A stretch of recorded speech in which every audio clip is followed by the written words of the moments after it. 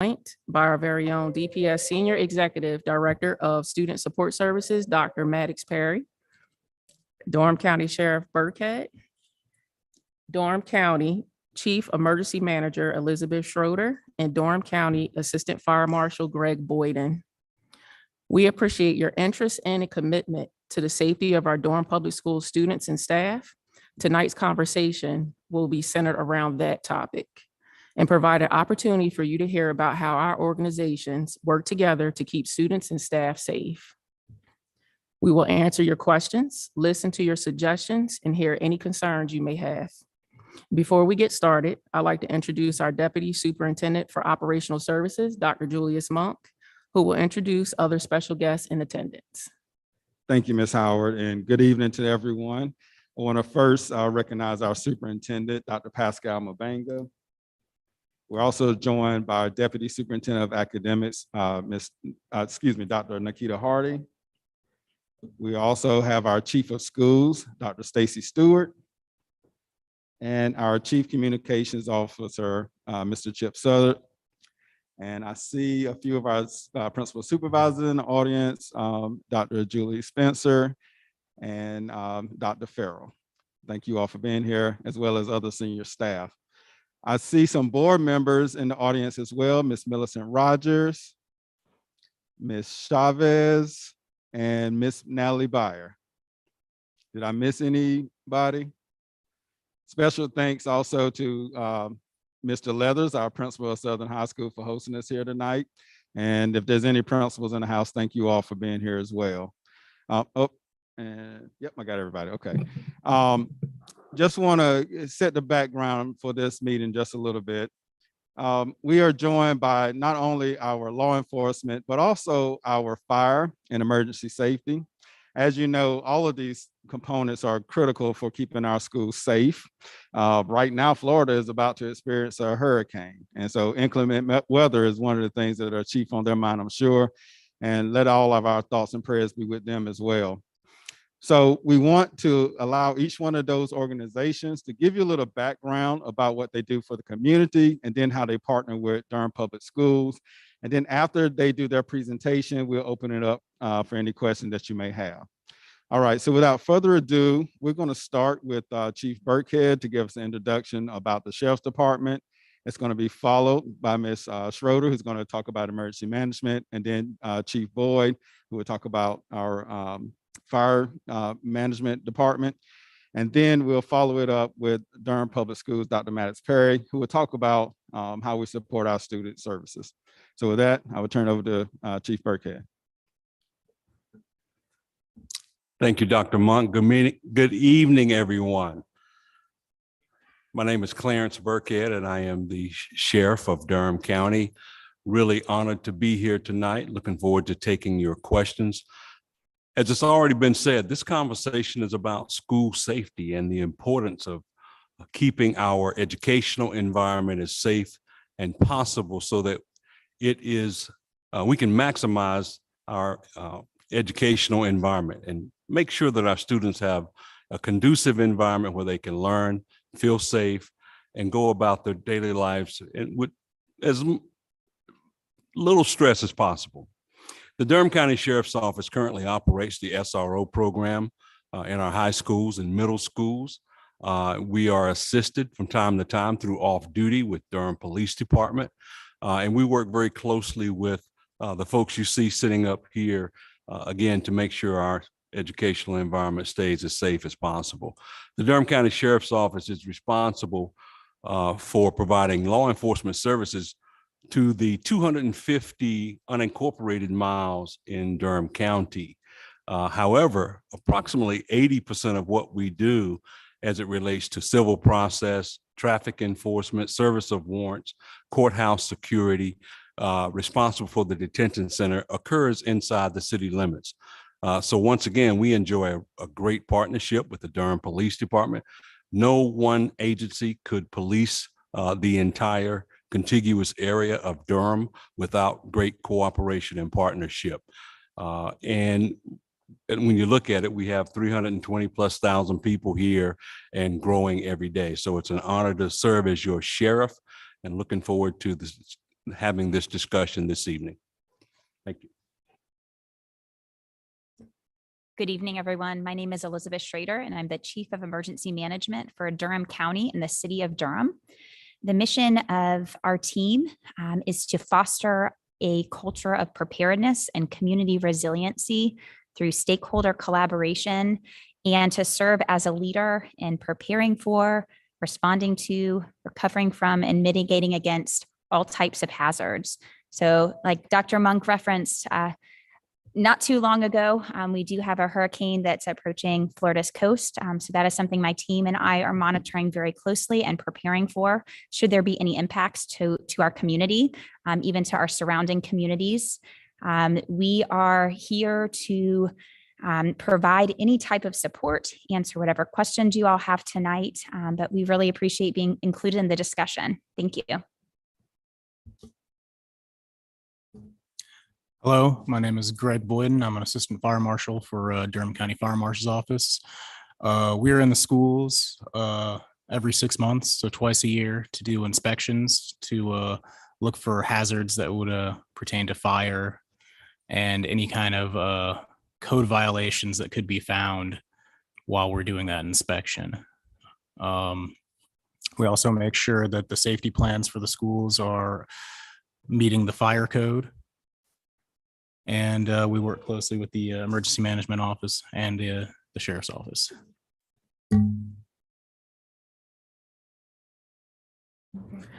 Thank you. And with that, and we want to thank you again for attending. And with that, we would like to open up the floor for comments, questions, suggestions.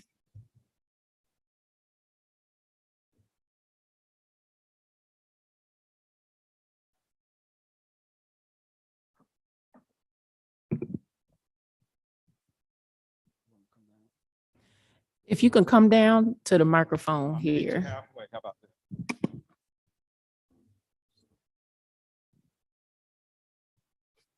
Thank you. How you doing? I'm Robert Lemons. I'm a parent of a student at what's the name of the school again? Yeah, Neil. I forget sometimes. And I know for a fact that various times throughout the school year that the resource officers will leave early.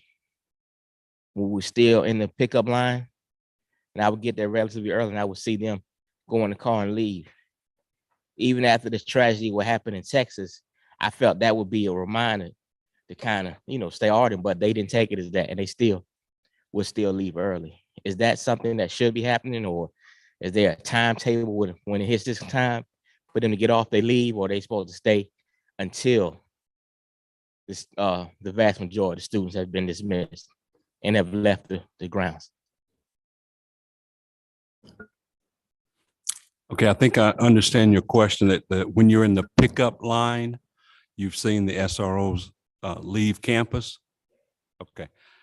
Well, it actually depends on what else is going on. And we rotate from other schools as well. I've got several of my SROs here with me tonight, including the captain and the lieutenant. So we can give you some details as to what's going on, but most of the time we're there until most everyone is out of the school or has been picked up. But it does depend on if there's something else going on at another school. We also assist with traffic, and we rotate from various high schools and middle schools. But I certainly appreciate your reference to Uvalde. That's another whole conversation that we've been engaged in along with emergency management since that incident occurred. So we're looking at those plans as well. So stay tuned. Once we finish it with the cooperation of emergency management, we'll be able to release that for you as well. And happy to talk offline to give you a little more particulars about why an SR may leave before everyone is picked up. Okay. Yeah, absolutely.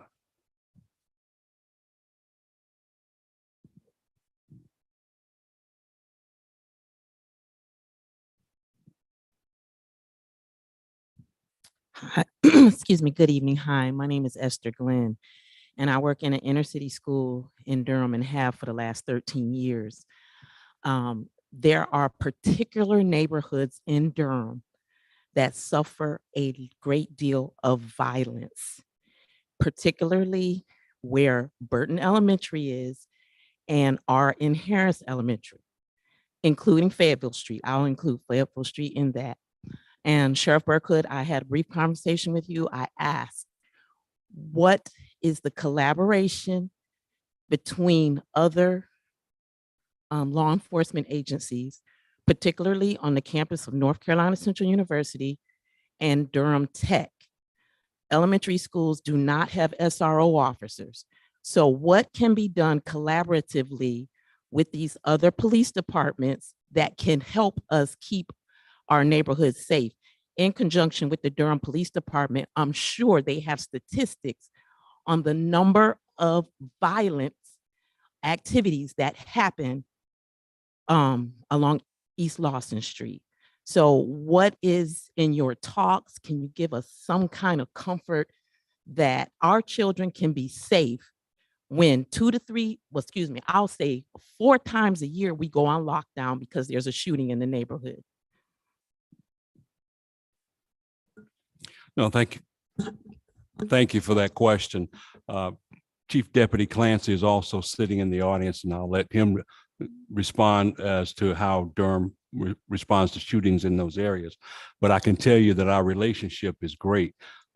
We share communication channels, so we all know when something is going on in, whether it's in a community that doesn't have a school or in a community that does have a school.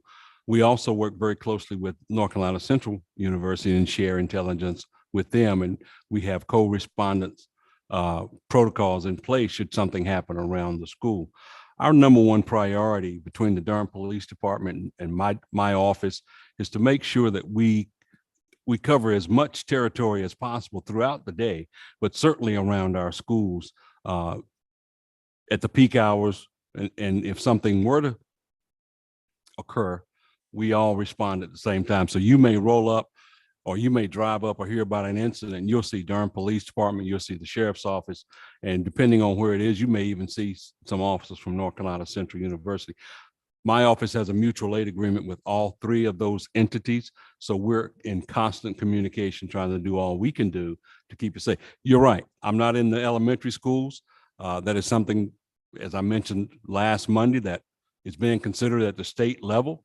I don't have any influence over that, but I think we need to do everything possible to make sure our students are safe and how we can begin to build those relationships at an early age. And perhaps that is in elementary school, but we all share the same channels and communication, and we will respond jointly to any incident, particularly as a shooting incident that occurs around our schools.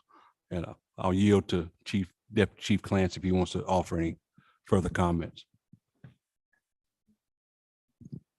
Thank you. Testing. Thank you, Sheriff Burkhead. Just for the record, Clancy and I look alike, but I'm Kelly. I am the Deputy Chief over the Field Operations Bureau, which encompasses the Uniform Patrol Bureau. Like Sheriff said, we are in constant communication with the surrounding agencies. Also, anytime that any type of incident happens, we normally collaborate very quickly to try and get a handle on everything. I've instructed the Uniform Patrol personnel that during the peak hours of the schools that we are constantly trying to circulate in the area, call volume permitting. As most agencies nationwide, we're suffering a humongous amount of vacancies. However, for our agency, what we've done is some of our other resources, such as the motor unit, our traffic services unit, even our community services members, they're also instructed to kind of help out. If you're around some of the school crossing areas in which normally would have a school crossing guard, those are the people from our community services bureau that are providing that service. We're in the process of trying to fill those positions. So if anyone out here knows anyone who's looking to be perhaps a crossing guard or even a police officer, to by all means contact us and apply. Thank you. Yeah, my apologies, Kelly. I appreciate it. Need to turn My up name the is- house lights.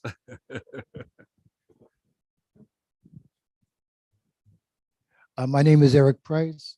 I am a parent of a first grader at Club Boulevard.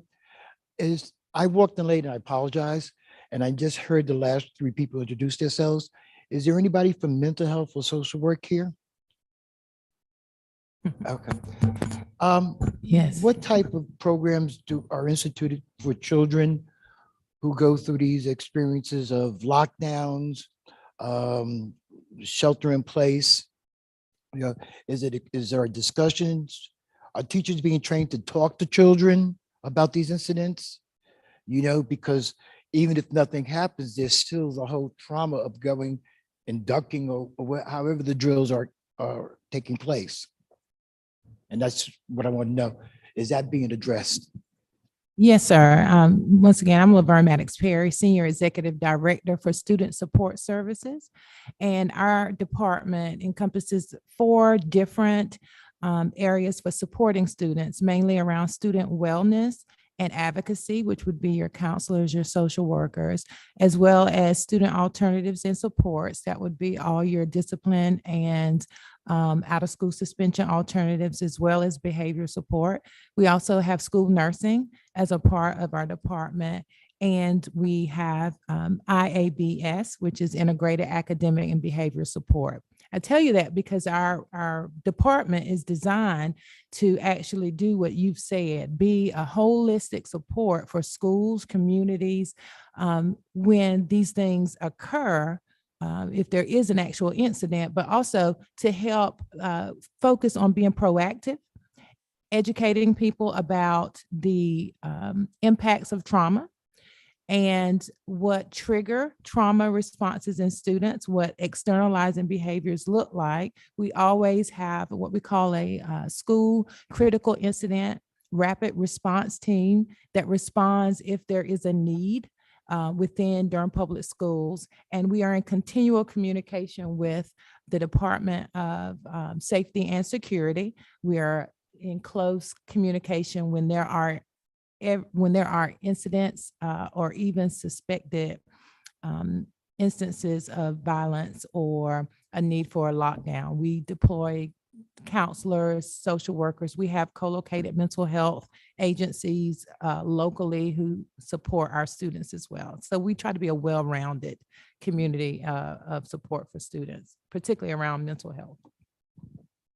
I think what I really want to know, inside the school itself, are there permanent staff or are teachers being trained to cope with those type of situations? Okay, yeah, absolutely. To elaborate on that, we have a partnership with the Center for Child and Family Health that helps provide trauma-informed leadership training within our schools. We currently have about 22 schools who are deeply integrated into the TILT model, but we also are bringing schools into TILT training all the time so that there is a team of people who can respond and know what to look for when it comes to young people and trauma and how it impacts not only their learning, but their behavior. And I'd like to add the sheriff's office right now, we are approximately 70 to 75% trained, all of our deputies, which would include our SROs in crisis intervention. And that training includes recognizing trauma and understanding ACEs or adverse childhood experiences. So we too will work alongside the doctor here and make sure that when we approach those situations, we understand that there are layers and layers of potential issues or trauma already going on, whether it be from the home or at school. So we take that into consideration when we respond or when we interact with our students. Hi, thank you for being here, everyone. I'm Brittany Thomas. I have a 1st and 3rd grader at Merrick Moore, also a social worker by trade. So similar question to the other gentleman. I'd like to know, my kids have come home when I've asked them about the drills and they describe them as the bad guy drills. And that's just, I know for all parents, tough to kind of hear that little 6 and 8-year-olds are already learning about that, but that's the reality. So I would like to know a little bit more about how these things are being discussed and portrayed with the schools, and how the teachers and administrators are being told to communicate with students, particularly very young students, about what it is they are practicing a drill for and what that drill actually looks like, so that I can then have follow-up conversations with my kids and we're having a through line of communication. We have our emergency management coordinator here with us tonight that can speak in detail. Andrew Halsey.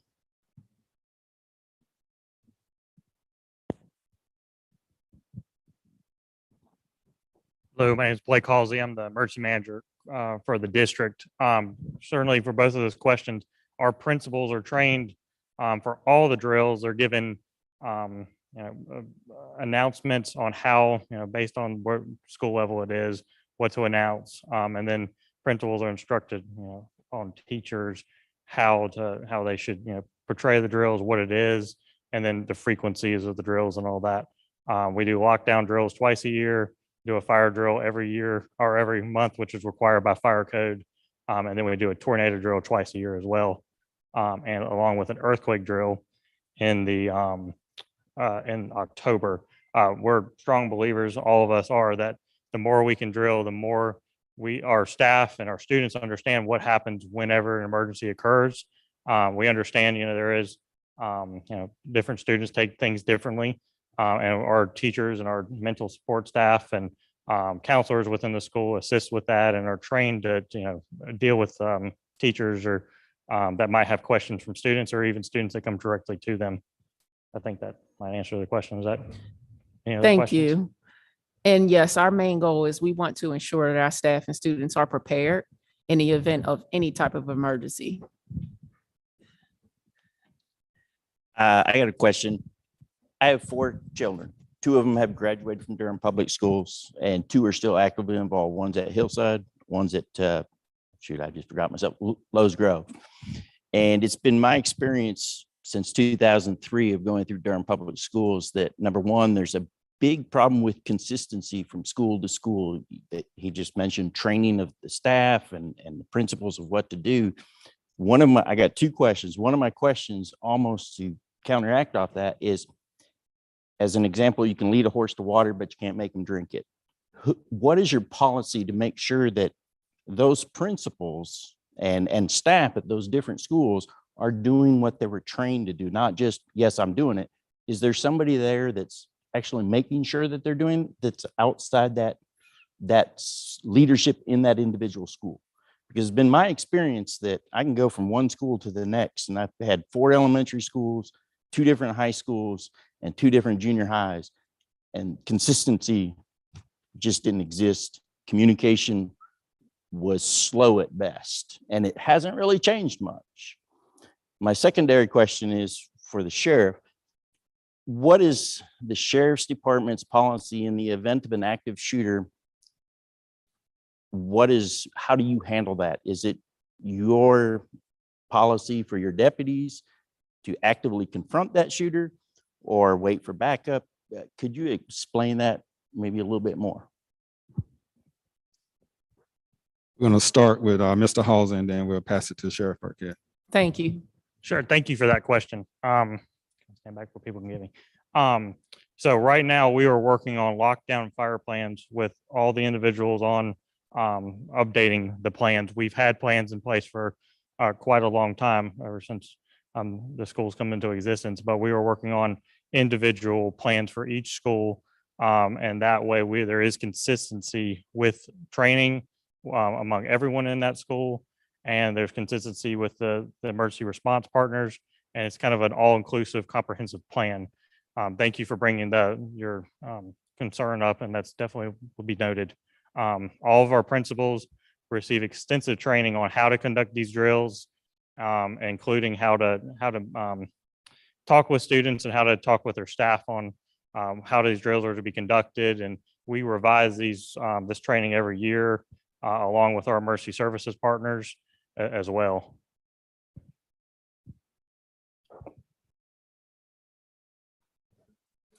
To your question about the active shooter, our policy and procedures and all of our training is for that we will run to the threat. We will go to the threat without hesitation.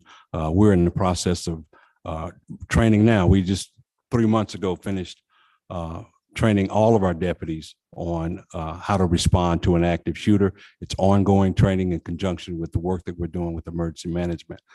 We train on solo response, 2-man response, and if we're lucky, we train on 4-man response as well if we have that those resources available. But no, none of my deputies are trained to stand outside and wait for backup. We go toward the threat, identify the threat, and if necessary, neutralize the threat. And just to piggyback onto what Blake was saying earlier, the third-party agency you're referring to is the fire marshal's office as well. I review the lockdown plans when I go to each school. They're all the same. It's a district-wide plan. So the plan has to meet, I believe, he can correct me if I'm wrong, DOD had some kind of language that needed to be in it. There's also language from the fire code that needs to be in it. And we've been working together to make sure they meet both those criterias. Yeah, I think my question is for emergency management. You stated that there's a training that goes on to help children understand what happens in those kind of situations. I would like to really see how it's done or read whatever manuals or stuff you're using, because as an adult, as a combat veteran, I don't understand it. So how do you have children understand those type of situations, which are not only fluid, but not normal? They have not become the normal yet, to me at least. So if we could have Dr. Maddox Perry kind of speak to some of the supports that we provide our students. Sure. I'm sorry, I did have a little difficulty hearing some of your question, but I think I can speak holistically to supports and how you help students understand what's happening when we're having drills and just the world that we live in, kind of how you prepare students for that. Is that kind of the track? Well, most of it is we have an entire strategic plan priority too, that is around providing for a safe environment for students. And we try to do that in a couple of ways. Of course, the physical environment is important, but through the relationships, we focus very heavily on what we call our cultural frameworks and our SEL or social emotional learning to help students regulate themselves when they feel anxious or when they are in situations where they don't quite understand why things may be happening around them. They have some agency, but they also have something to rely upon, what we call some social emotional competencies that we help them build when things are going well, so that they can rely on those if they find themselves in a situation where they're in a drill and they don't understand why, or they're in a real lockdown because there's something happening around them.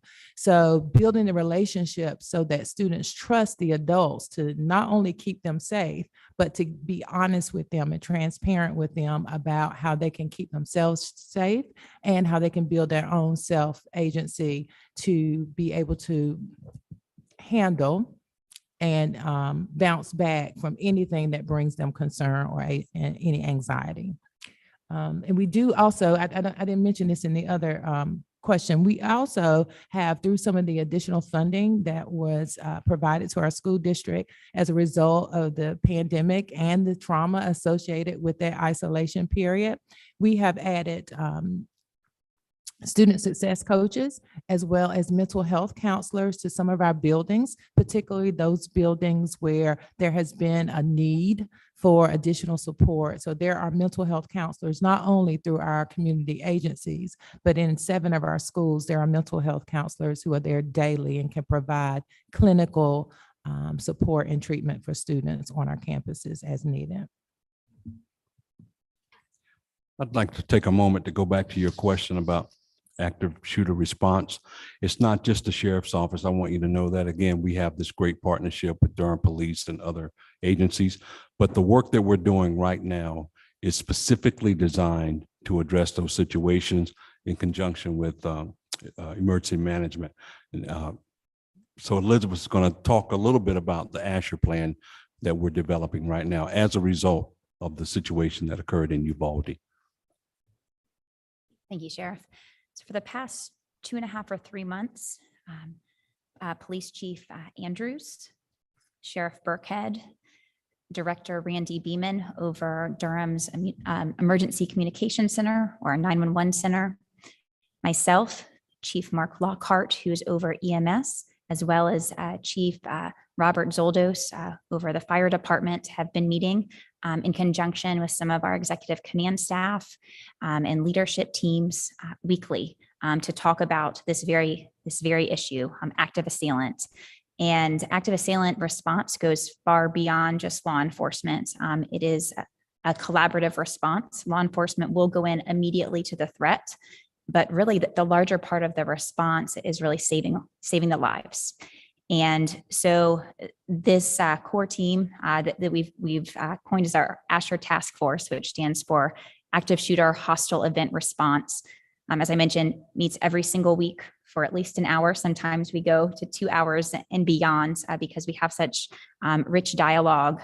But we have developed a new cohesive plan. So we have taken all of the individual active assailant plans from all of the different agencies and combined them into a single response plan to identify our primary and secondary objectives and all of the key tasks that go along with those to ensure we have a cohesive response. So all of us will be responding together, working very closely together to ensure the best outcome possible.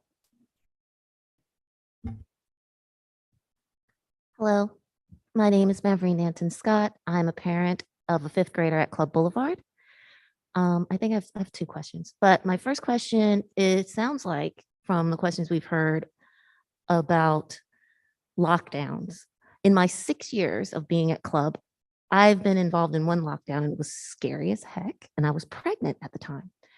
My question is, have you ever thought about having a class or something that parents go to so we get an understanding of what a lockdown is? So when we have our kindergartners, 1st graders, whatever, we can be at home discussing with them, this is what's going to happen, this is how it happens, this is why it happens.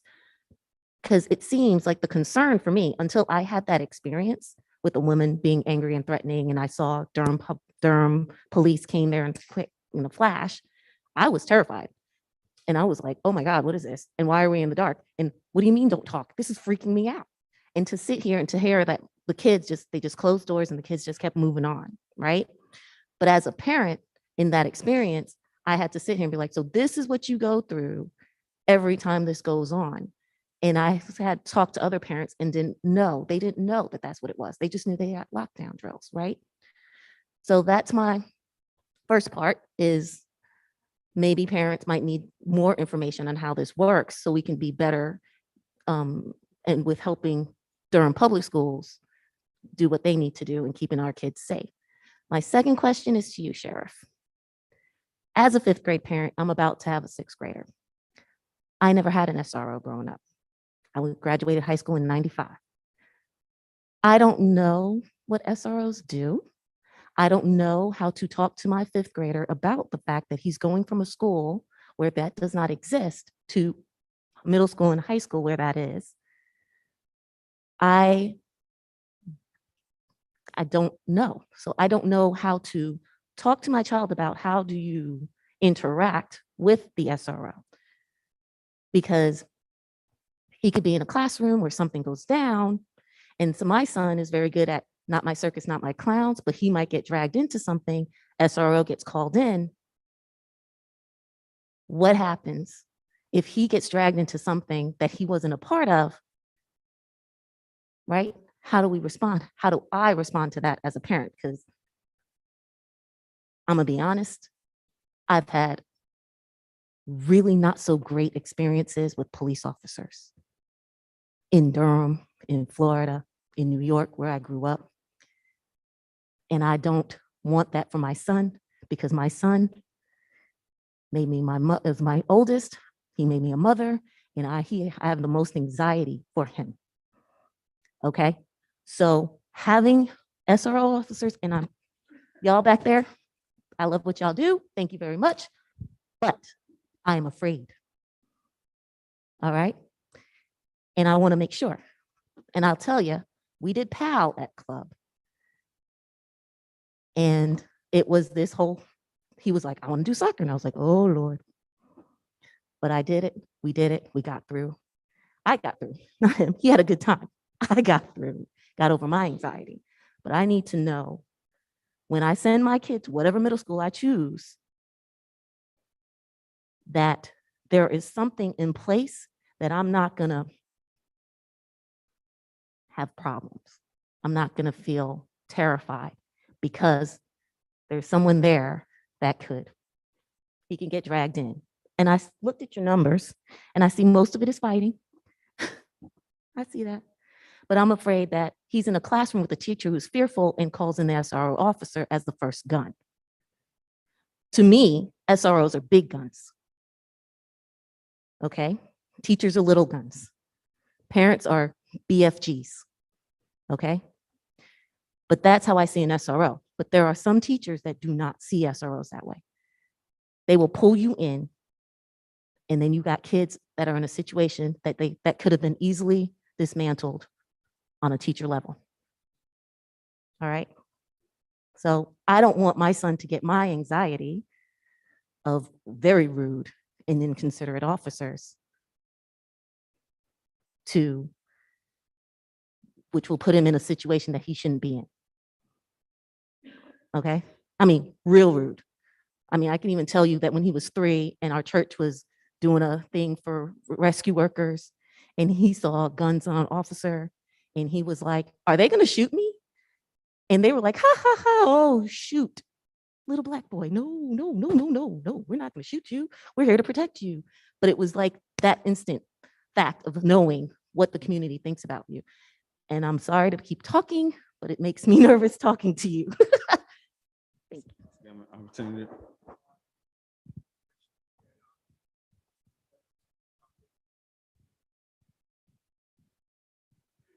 Sir. My name is Dr. Mabenga. I'm the superintendent here. Thank you, parents, for your questions. I'm going to start off by, I think Blake responds a part of some of those questions. And I had a good parents here gave us some feedback when I came in. I understand probably about 95% of our parents, they don't really know what we do at school when it comes to safety drill. I understand. I think what I was able to tell to Blake, we're going to try to produce some videos about all the drills that we do and be able to send them home. It's going to be a little bit hard for us to be able to open our doors and invite all the parents, say, hey, let's do a drill so that you guys can be a part of that. That's going to be an option. I think the easy one we're going to be able to begin with is going to be produce some video and be able to share with you. And then from that point, you'll be able to give us feedback. That's what I wanted to respond about those drills. And some of you have been in school, you've seen those drills and all of that. But as a refresher, we're going to try to produce some videos and be able to produce those to you. The second part of the question when it comes to SRO, we have a clear MOU in place. And my principals that are here, they can testify. Anytime there is an incident on campus, our MOU pretty much clearly states, administrators, you are the first one to go and resolve the issue. There have been some bad habits in the past where teacher would just call SRO and say, hey, John is misbehaving. Can you come and help? We're telling principals, no, that's not what MOU says. We want you to be the first to be able to respond to it. And then when you need law enforcement, they can jump in. I heard what you said, but that's not what our MOU says. And that's not what we're telling our principals. Law enforcement, they are there to support our administrators, but they are not doing the work of our administrators. Thank you for your questions. If somebody else would like to jump in, that'll be fine. Thank you, Dr. Mabenga. That is exactly correct. We work very hard at crafting the relationship that we now enjoy with DPS through the MOU, through training, through conversations with Dr. Mabenga and senior staff and all the principals and assistant principals. Our role is to be a resource really put resource back in the school resource officer. We rely on the faculty and staff to be the quote unquote first responders for a non-threatening, non-criminal situation. And we've been very, very successful. And I think that's reflected in our numbers. So we're there to support them. And really, again, as I said a moment ago, make sure our schools stay as safe as possible. To your point about a better understanding, I would invite you to go through our Citizens Academy, which will give you an overview of everything that we do at the Sheriff's Office, give you the opportunity to interact with officers from various divisions within the Sheriff's Office, and an opportunity to do a ride along and give you a more in-depth understanding of what our SRO program is all about as well. And certainly I invite you to come to the Sheriff's Office and speak with me one-on-one, and I'll bring in SROs and the commander of our SRO unit so that we can explain to you one-on-one to help you understand what it is we do. And I would employ you to start having those conversations with your little one now. One of the things that really irritates me is if I'm out, whether I'm in uniform or not, apparently people recognize me. They will say, "That's the sheriff, and if you misbehave, he's going to come get you. He's going to come lock you up." That is the worst conditioning we can do to our young people. And I would ask you not to do that. Help us not to paint that stereotype. So welcome you to come to the office and have a conversation with us. And like I say, sign up for our Citizens Academy and give you a greater understanding. Thank you.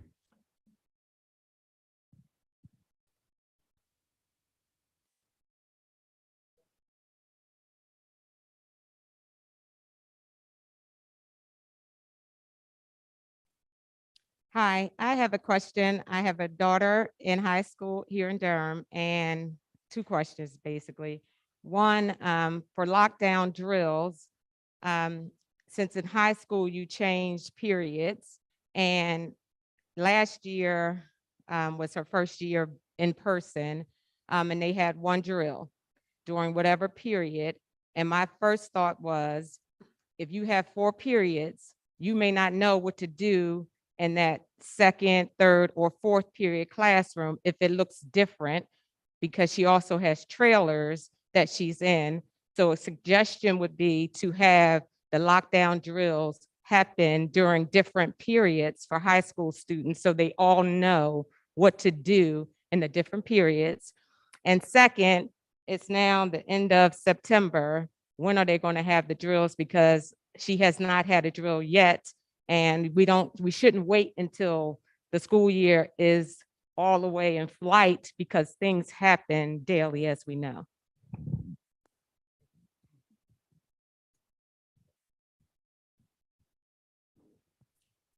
Mr. Halsey is going to provide some information.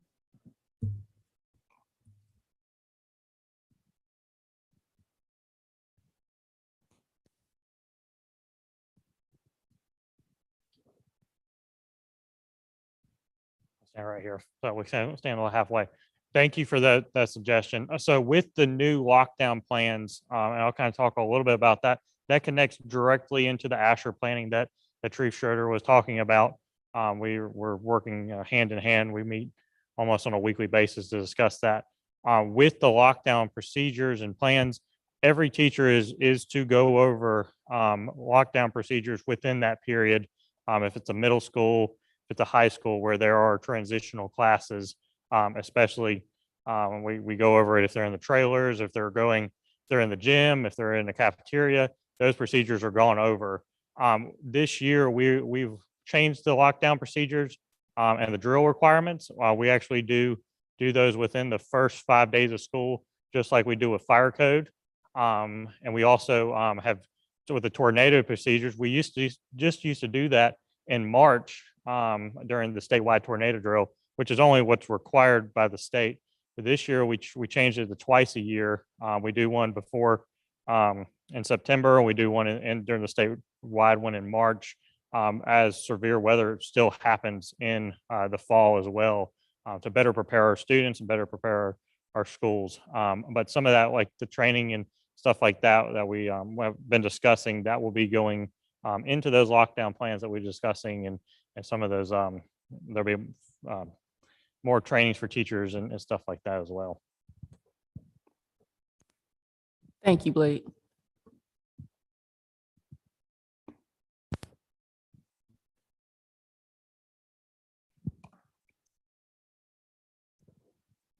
Good evening.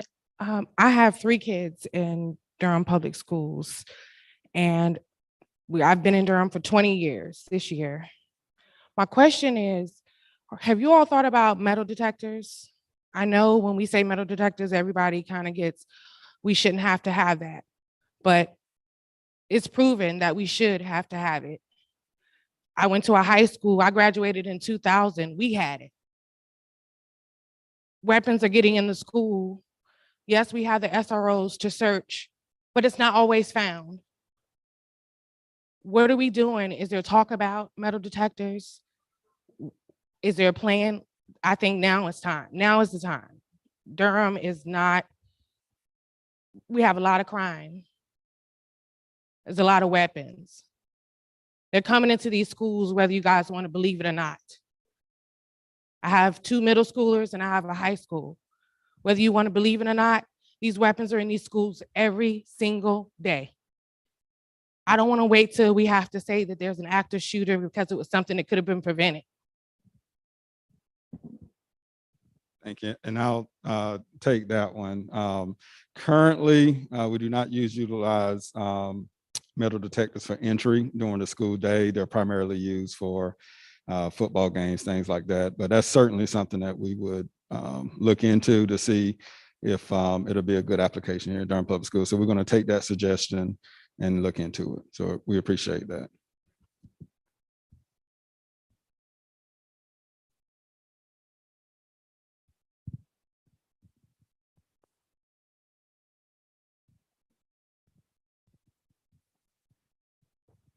Thank you, sir.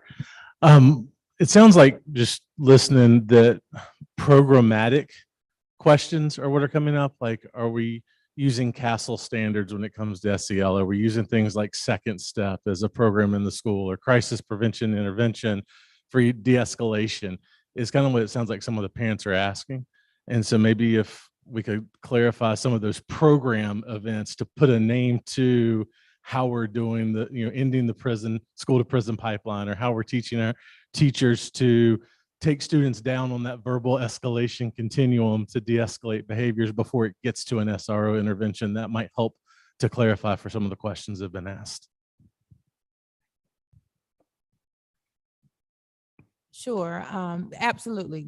We have when you hear me say cultural frameworks, I'm talking about core expectations where schools have decided that they have a way that they build relationships and how they respond when there is harm or conflict.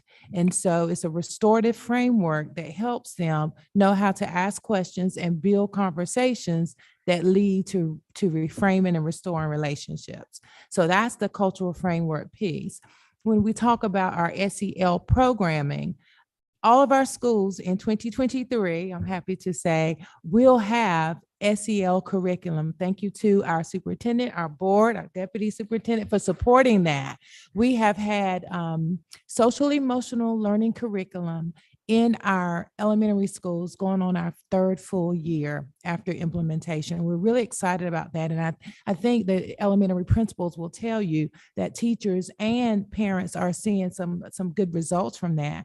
We're excited that this year we'll begin with early adopters in the secondary schools, and some of the principals in here have agreed to be early adopters for secondary schools. But we will go full-fledged implementation with social emotional learning curriculum for middle school and high school students. That is a big deal because we took a year and a half to find, a selection committee did this as a collaborative work to find curriculum that would be age appropriate, and that would help yield the results that we want. And that is to build those competencies. CASEL is the premier organization for social and emotional learning. And CASEL has approved of all the curriculum that we use in Durham Public Schools. We will be adding Character Strong and Rethink Ed to that for secondary schools. We're really excited about what that is going to mean for teaching students how to not just self-regulate, but also how to respond when there are things in their community, school or home community, that cause them concern. I think that's it, program. Okay. Thank you. That was a great question. Hola, buenas tardes. Mi nombre es Jenny. Soy madre de 2 estudiantes en las escuelas públicas.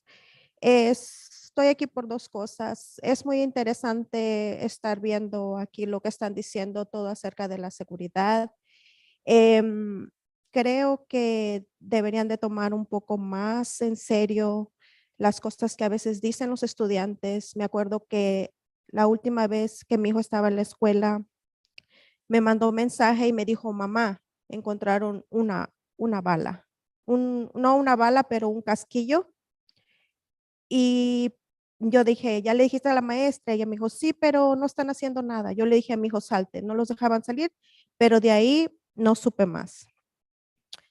Eso es un punto. Otra cuestión es que yo tuve la oportunidad de ver la última reunión por Zoom y vi que algunas personas todavía tienen preguntas acerca de cómo trabajan las escuelas con los SRO. Cabe destacar que yo no estoy en contra de los SRO, al contrario, me fascinan que estén en las escuelas. Pero en la plática pasada mencionaron a mi hijo.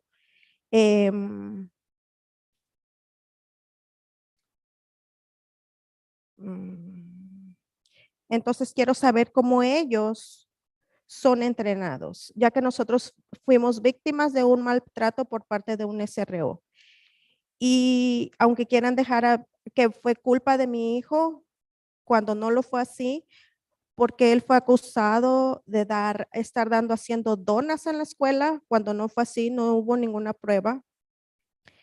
Y así como defienden al SRO, que lo han defendido, yo quiero defender a mi hijo también, ya que mi hijo es un buen hijo, como lo he mencionado antes, no es el mejor estudiante, pero él es un estudiante que trabaja un full time. Además, está aprendiendo cómo empezar su propio negocio y él solo tiene 16 años.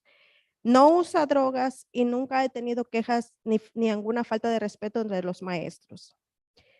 No quiero que solo por este problema que él tuvo con este oficial piensen que fue culpa de él. Aceptamos nuestra responsabilidad y nos disculpamos. Pero nunca escuché ni se comunicaron con nosotros para informarnos qué harían con el SRO que tuvo problemas con mi hijo. Yo aprecio a todos los SRO. Muchas gracias por su trabajo, pero quisiera saber más cuál es su entrenamiento de ellos también para con los estudiantes. Gracias.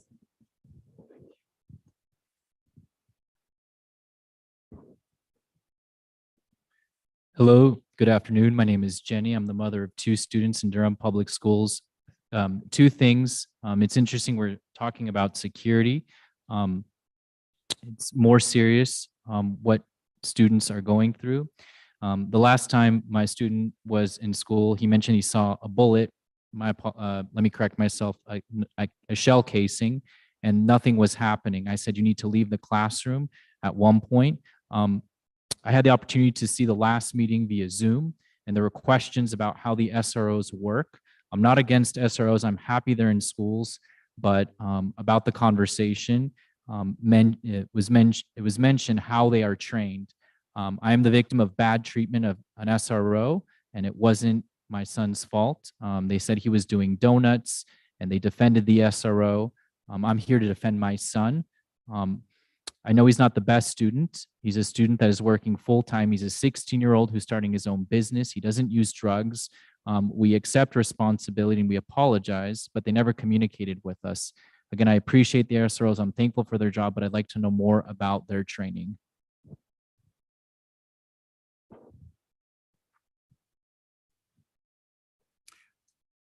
Thank you for that question. All of our SROs go through the training classes that are mandated by the state of North Carolina before they can be assigned to a school. Then we have ongoing in-service training on a regular basis. Certainly all of the mandatory training is annual. SROs attend the summer conference. Then we have our fall training. We have our fall conversations with Dr. Mabinga and senior leadership of DPS. We're always looking for ways to make sure that we receive the best training possible. And as I mentioned a moment ago, most of our SROs, if not all, are already certified in crisis intervention. So we have that in our tool chest as well. I am happy to speak with you about your particular case involving your son offline after this meeting, and welcome that conversation. And we appreciate your support, your ongoing support for our SROs. Are things going to happen? Absolutely. And we are always going to hold ourselves accountable, and we appreciate you and everyone holding us accountable and that making sure that we do what we say we do. So thank you. Good evening. I'm Jackie. I'm the grandmother of several kids in Durham Public School. I've raised 3 Black sons in Durham Public School, and I continue to spend tax dollars on Durham Public School. So I understand Durham Public School very well. And I also would like to commend the SROs, because when my 3 Black sons were in Durham Public School, we've had some type of law enforcement in schools from elementary all the way up. My kids started at Eastway Elementary on their way to Hillside. And we've had law enforcement in school, which was needed, which is now more needed because of all of these incidents. Now, I heard the young lady back there ask about metal detectors. I remember there was a time that Hillside had metal detectors, and I don't know what happened. But a lot of this, when it comes to the security of a school, falls on the hands of the school board, who has to vote on approving certain things. And unfortunately, we have school board members that do not support certain things that go on in the school. They say it's privacy invasion. Well, as a grandparent of students that go to the school, and I also have nieces and nephews and godchildren, I could care less about invading privacy when you're having kids that are dying in schools where people are coming in with mass guns and shooting up kids all over the country. And privacy is not something that you should be concerned about. So we do need metal detectors in the school. We do need these SROs that's in the school. There may be times where there are individuals that are not the greatest. And that's with anything, that's in any profession. But you can't throw everything out because you have 1 or 2 incidents. You have to understand that there are things in Durham Public School that has to be in place to make sure that our children, each day when they go to school, they're going to be okay.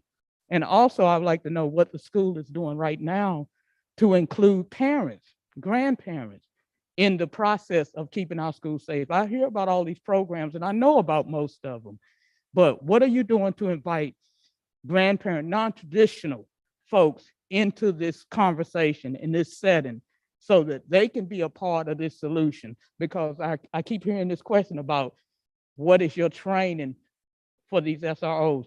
What are your training for these parents and these other support people outside of the school system? They have to have some type of training so that they can be a party to help and keep these schools safe. Like she said, there are guns in the school every day, and they may not be identified, but they're in there. And some of us that know the community very well know that they're in there. So every time I see one of those gray shirts that come out of a school, I'm happy. I don't have a problem. I live across the street from a school that I watch every day. When they go into the school, when they come out, sometimes I turn my live camera on so that people can see what's happening at the school. And we have to stop being so afraid of law enforcement when it comes to saving our kids. There's a bad apple in everything, but everybody's not bad. And we're gonna have to take some new meds, some non-traditional out of the box thinking on some of this. But again, a lot of things you were saying, you better talk to your school board members because they have to make decisions on this.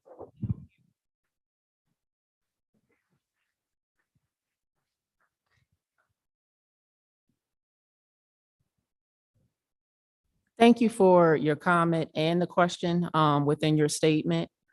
As Dr. Monk mentioned, the conversation is on the table regarding metal detectors. DPS is considering talking, there's conversation about this topic. As it relates to the board, the public is invited. There is a portion of their board meetings for public comment where our community can come, present questions, make statements, suggestions. So the board invites the community to come in and connect with them. I would just echo the sentiments that we just heard, and thank you for those comments, and thank you for your ongoing support of the Sheriff's Office and the SRO program. And Ms. Jackie is correct. We need to take all of these suggestions into consideration, and I would encourage you all to bring them before the school board. As the sheriff, I work alongside Dr. Mubinga every single day. Anytime there's a situation at our schools, either he or a member of his staff are in conversation with us. It is unfortunate that we are having unprecedented gun violence in Durham, and we know it, and your words ring true. We have to prepare every day to combat the gun violence, and we do that. We are concerned about weapons in our schools. Yes, we have retrieved weapons from our schools this year, last year, the year before, and we will continue to do our very best to make sure we keep those weapons out of our schools as much as possible. We need you to have a conversation with your kids about guns. If you own a firearm, we need you to be a responsible gun owner and secure it so your young ones will not be able to have access to it and bring it to school or anywhere else. We get reports on a regular basis of guns being stolen from vehicles that were unsecure, stolen from home invasions where they were left in the top drawer under the t-shirts or wherever, unsecure. So you need to have a conversation with your young ones about gun violence because they see it on TV, they hear it in the cafeteria, they hear it on the playground. So there's no hiding from it. And as parents, having raised 3 kids, 2 of them through Durham Public Schools, we have to have those conversations. And our SROs stand at the ready to be part of the conversation as we have been in the past and will continue to be so. But we need you, all parents, to talk with your children about a number of issues, but particularly in Durham right now, the gun violence. And again, school board members are here. Assistant Deputy Chief Joe Kelly is here. We're happy to talk with you anytime about how we can keep our students safe. This question is in general. Pre-pandemic, I was at a Durham County Commissioners meeting. There were a number of community members in the audience with posters against the SRO. So I'm a little bit confused as to who, whether it be the Durham School Board or the Durham County Commissioners who are voting, who we need to speak to about the SRO officers, because I was definitely at a Durham County Commissioners meeting and there were a lot of people that were protesting, young people too. There were community members and parents, but it was mostly young people that were against the SROs and I think someone stated that there's over policing of certain individuals, and that's why they were against the SROs. So if you can clarify that one for me. The other point I wanted to say is that I do believe that a parent information session is needed. And Dr. Mubinga, I do agree in videos, but parents need these sessions where they can vocalize themselves. They can't do that in the video. So I would ask that you have another parent specific forum and let parents give you their input. And yes, it's great to have an explanatory video so that they can watch it on their time. But I think parents want to be heard face to face. And in addition to that, as a teacher, I am not properly trained to deal with psychological issues of trauma-burdened children. And as I said before, my school is in an area that suffers a lot of violence, even environmental violence that we know people have suffered from carbon monoxide poisoning and a whole lot of other things that Durham Housing Authority has neglected some of these communities. Those children have suffered that affects their education. It's called environmental injustice. So I am not equipped to psychologically deal with some of these things. I'm burdened too every time I hear of a shooting in my neighborhood and somebody died that day and they're 18 and younger that's dying. That triggers me. That trauma burdens me. And the only way I know how to comfort the students is to give them the love of Jesus and tell them about God, because I don't know any other. I'm not trained to tell them anything else. I'm a person of faith, and that's what I'm going to tell them, you know. So we all need some training, all of us, constantly, not just one time, and not just one time of the day, like that other parent said. When we do our drills, we constantly need the truth spoken. Somebody died 2 weeks ago in the neighborhood that I work at. We went on lock-in at the end of the school day during dismissal. These children had to go home to that neighborhood.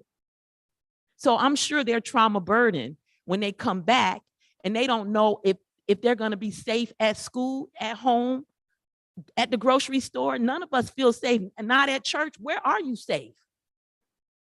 So we all need a little help.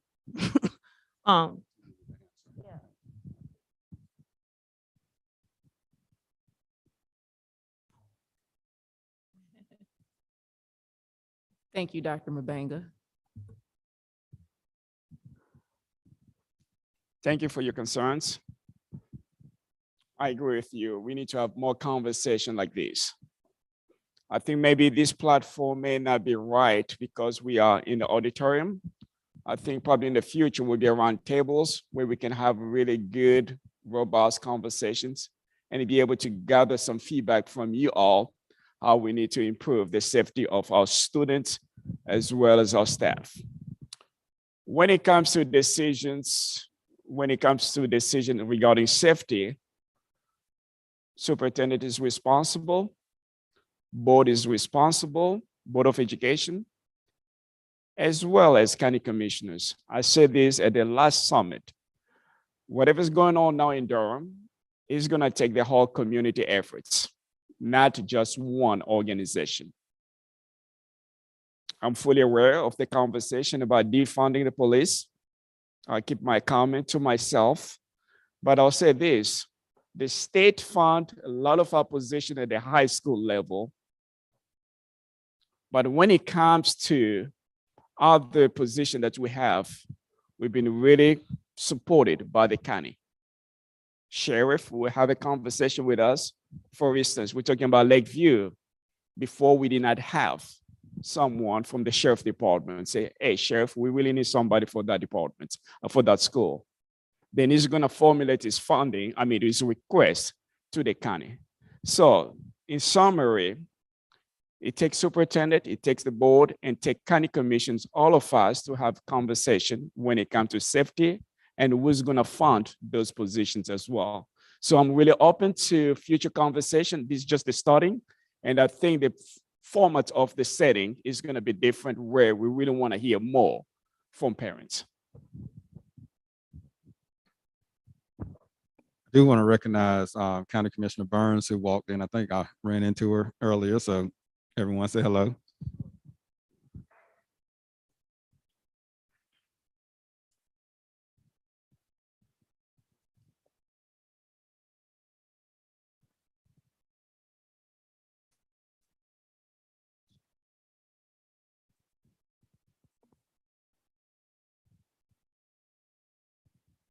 Sí, hola, buenas tardes a todos.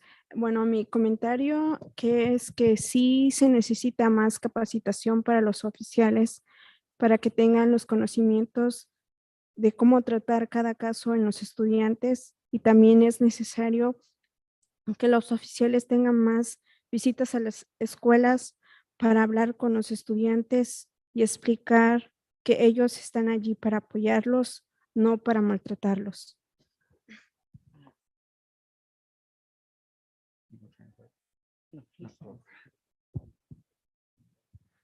Hello, good afternoon. Comment about more training for officers. I understand an understanding of how they treat different cases. It's important for officers to visit schools and talk to students so that the students know they're there to support them, not to mistreat them.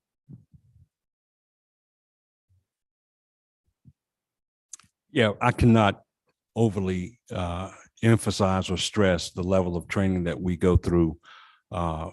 We've just completed several rounds, all of us, through fair and impartial policing, and we will continue to do cultural training and fair and impartial police training. We are constantly sending our leadership to training as well so that they can come back and do train the trainer and train in-house. Right now, our basic law enforcement training academy is over 800 hours, but we go beyond that because I'm able to run my own academies in-house. So we always focus on community service and treating people like they should be, how we want to be treated. To me, it's about the humanity of policing. And that's been a record throughout my 38-year career as a law enforcement professional. And our SROs, I'll say right now, are the cream of the crop, the best of the best. Have things happened in the past? Absolutely. And we address those as swiftly and with consequences. And so, again, what we're doing in Durham in conjunction with DPS is a model. And I can say that with 100% certainty because other jurisdictions across the state are calling us to talk about the relationship that we have established with DPS. Are we perfect? No, not by far. But we've come a long way since I've been sheriff, getting the SROs in a position where they support the educational endeavors, support our teachers, support our parents, and ultimately support our students. And I can give you a list of training classes that they go through, but let me just say we go above and beyond and we'll continue to do so. Thank you. Hello, my name is Anna Velasquez. I'm a bilingual family advocate. My kids are out of school, doing public schools, but I have a lot of grandkids and family members in the schools, also advocating for parents. And I know we talk about a lot of security, but I mean, there's nothing being done in elementary schools. There are a lot of preventive programs that have been there for elementary schools are not there anymore. You know, like the DARE program. We're talking about the kids are in school 80% of the time. They come home, parents come home from working, they have to do homework. Everything is so fast going on, and they got activities. I understand what you're talking about when you're saying, yeah, talk to your kids about guns. Yes, I understand parents do talk to kids about guns, especially with all this gun shooting is going on in the schools, but there's nothing being done. In elementary schools, I've been to elementary schools where I've seen kids coming in through the back door. Back doors are not even locked. Some schools don't have their back doors, and these kids are getting in through the back doors. I'm not talking about elementary schools. I'm talking about middle schools and high schoolers. And we understand, I understand when you're saying, talk to kids about the guns, talk to kids about safety, but you see, you were a kid before, you got to understand kids get away with things. As much as we can do talking and everything, they're going to find a way to do stuff they have to do. I graduated, like a young lady said, I graduated in California and there were metal detectors there. And if that has to happen, it has to happen to prevent more deaths in schools. But what we're seeing is more shootings in elementary schools. There's a history and data showing that. And we're not doing nothing in middle school, in elementary schools. And these kids are getting recruited in elementary schools. So, I mean, there's programs that have been taken away. What is the DPS with the sheriff's office doing about that to bring those programs back? Those are preventable programs. Those are hands-on programs that can help these kids in elementary school that are being recruited into gangs and are using guns. Every year we see younger and younger kids using guns. Yeah, thank you for your comments. I'll take the first part of the question. As I said last Monday, and I think I mentioned it a moment ago, there is conversation at the state level about funding for SROs to be in our elementary schools. You're right. We're not there. And you're also correct when you say the offenders are getting younger and younger. I said this last Monday at our first successful school safety summit. I'd love to have SROs in our elementary schools. I think the earlier we can start those positive interactions, and I do mean positive interactions, helping our kids make good decisions, developing relationships with them at an early age, I think is critical. It's critical to how they see and view law enforcement as they mature. That's not a decision that I can make alone, obviously. As I said, the state is having conversations about that now. That will have to be decided by our school board. They are here tonight. They are listening to you. I would encourage you to continue that conversation at a school board meeting, and certainly in conjunction with Dr. Mabinga and the administrative staff at DPS. So again, collectively, we will make a decision on how we provide this safety service to our schools. I agree. We need to do more to stop the gun violence, educate our kids, keep them safe. But those are decisions that will be made outside of the office of the sheriff. The SROs all work for me. They are deputies. They are deputies who are trained to be SROs, and they train every day, every week, every month, every year to be the best SRO that they can possibly be. It's an assignment, but at the end of the day, they are deputies that work for me, and they love our kids. In a moment, you'll get to meet them. I'll bring them down and let them introduce themselves, but they're doing the job of an SRO because they love our kids and they care about our kids. Thank you. Dr. Mabinga. All right, currently we don't have any program at elementary level. I remember prior to the pandemic, Sheriff and I were having a conversation where we can just have law enforcement just to pop in and have some lessons with our students. Due to the pandemic, also with the shortage of staff at the sheriff departments, it's been really hard. There are a lot of programs out there that's well-proven programs that we can be able to work with our students. I think the manpower has been an issue, and maybe in the future, as we try to fill up some of those positions at the middle school and the high school, we can see, join the club to see what kind of programs we may be able to implement for our elementary schools. Right, we're going to take this last question and then we're going to do our closing remarks. I got a question for the emergency management. I know Durham has a shortage of EMS ambulances and staff on a daily basis and have to call in from outside agencies to assist on a daily basis. In the event of a major crisis in Durham at one of the schools, do you feel there is adequate EMS staffing and availability to provide adequate care? If, say, there was a tornado and a school roof blew off and there was 40 or 50 students injured, is there adequate protection from an EMS standpoint? And my last statement is, I'm a big person on optics, in other words, view, and I would ask everybody up there on the stage, I noticed the sheriff's up there, great, I think you're doing an awesome job, school people, but I would ask Assistant Chief Kelly, we've heard that the sheriff works great with DPD, but optically, he's here. I don't know if he's here in an official capacity or not, but optically, him sitting in the audience versus sitting on that stage, you know, I'm a firm believer in, you know, words speak louder than anything you say. Optically, that doesn't look like there's a great partnership there optically. So I'm curious, Was he not invited, or is he not here in an official capacity, or he is just doesn't like crowds? I mean, I'm curious. Well, I make it a point not to speak for another agency, certainly not for another man who's present. But I can assure you, when the rubber meets the road, we certainly have a great relationship. And oh, there he is. Come on down. Appreciate it, Sheriff. I am here in the official capacity.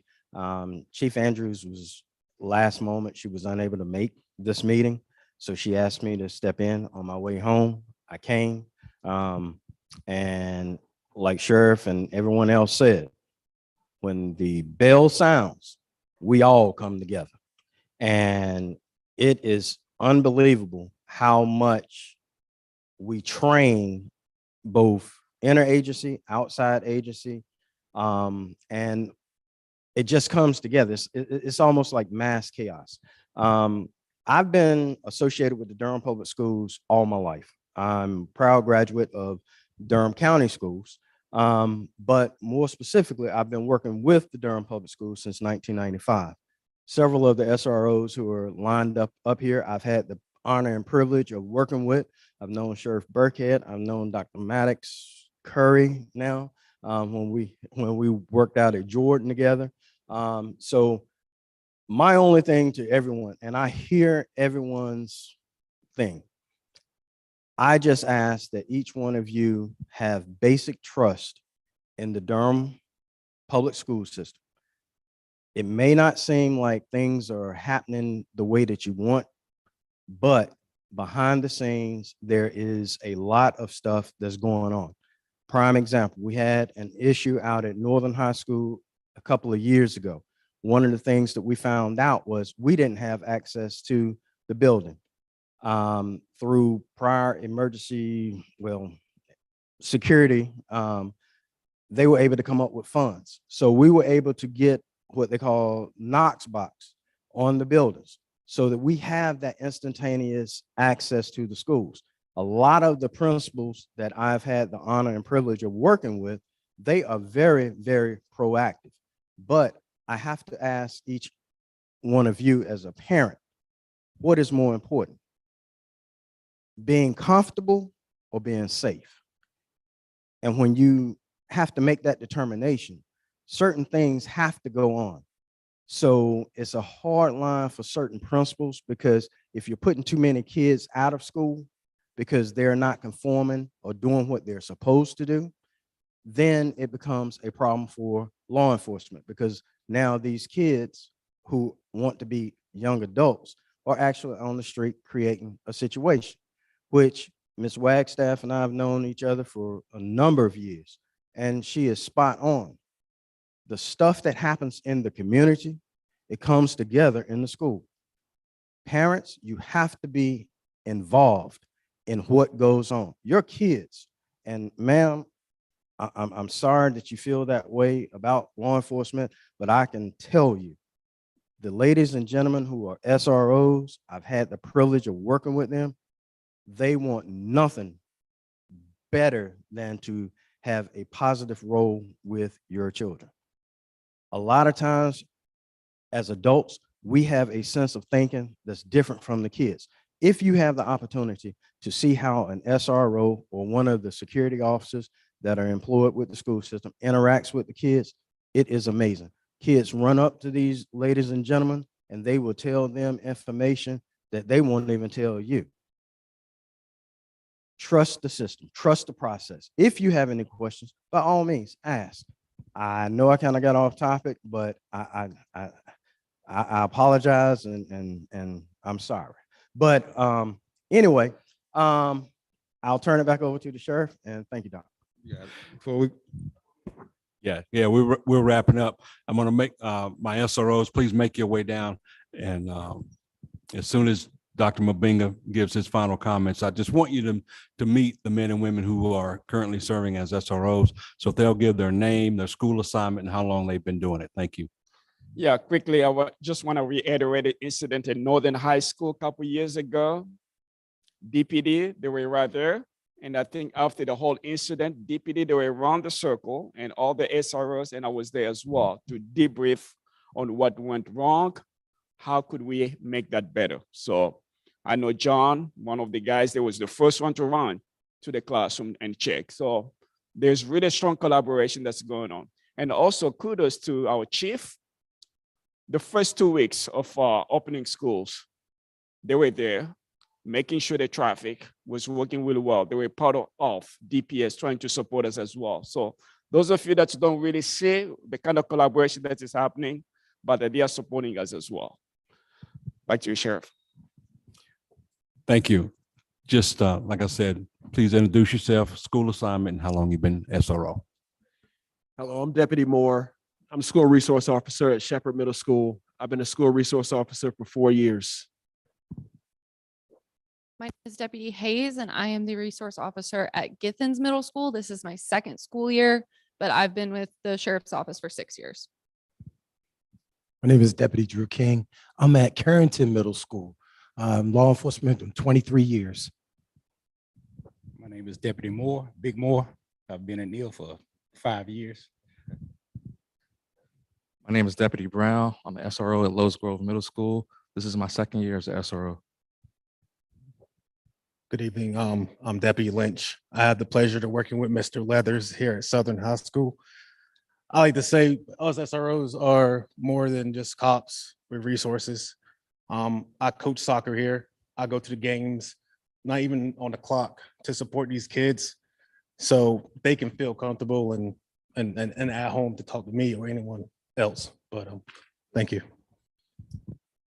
Deputy McKinney, I'm at Durham School of the Arts, and I've been an SRO for 4 years. Hello, I'm Paul Tibnon. I came over, I was at McDougal Middle School in Chapel Hill for 5 years. I came to Durham just last September to be an SRO. That's my passion. That's what I love to do. Love working with kids, and it's what I enjoyed. I love being here. Thank you. Deputy Jay Fox. I'm at Creative Studies currently, and this is my 12th year. Deputy Holly, brought in middle school, and I've been an SRO for 5 years. Deputy Costa, Hillside High School SRO, 24 years. Deputy Watkins, second year at Hillside High School. This is my dynamic partner right here. And we love what we do. We have a passion for working with kids, and we're doing great things. Total of 54 years? Just about 50 years. About 50 years total law enforcement experience between the two of us. Hillside. Good evening, Deputy Boone. My 12th year in law enforcement, my second year as SRO. I'm assigned right here at Southern, even though I'm covered Northern right now temporarily. I enjoy what I do and try to be a positive impact in the kid's life. I know I can't reach every kid, but if I can reach one kid every day, I feel like it's worth it. So I enjoy what I do. Corporal Carroll, I'm the SRO at Jordan High School. I've been in law enforcement for over 23 years, and I've been in the SRO division for the last 4 years. Andre Hinton, I'm the lieutenant of the unit. I've been an SRO for 18 years. I've been in law enforcement for Durham County Sheriff's Office for 28 and a half years. Bryce Myers, the captain of the School Resource Division. I've been in and out of Durham Public Schools for 20 years, but I've been the captain of the unit for 3 weeks.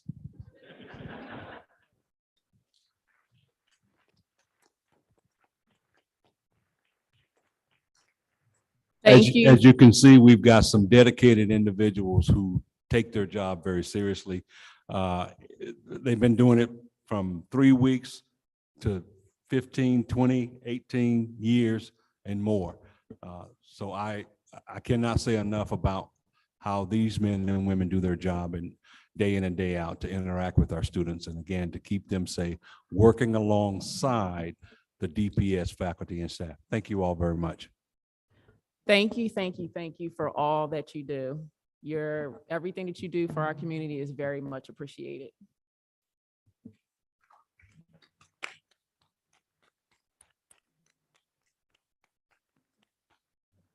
That concludes our program. Thank you all for joining us.